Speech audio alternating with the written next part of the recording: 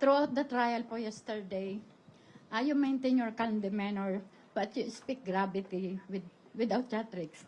How do you maintain your legal compass throughout the oral argument, despite the gauntlet to block the opening of the bank and the BIR records?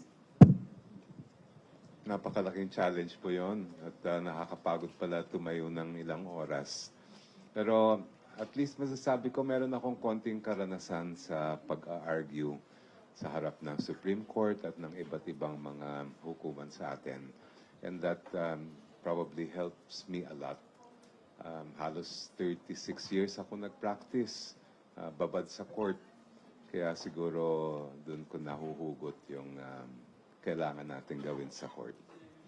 Kong Chel, would you like to comment po sa mga lumalabas sa social media na parang mukha daw po kayong teacher na nagdedebate sa mga students? Especially during the, nung nagtatanong po yung dalawang magkapatid na Senators Cayetano po. Ay, hindi na po. I would rather just let that be.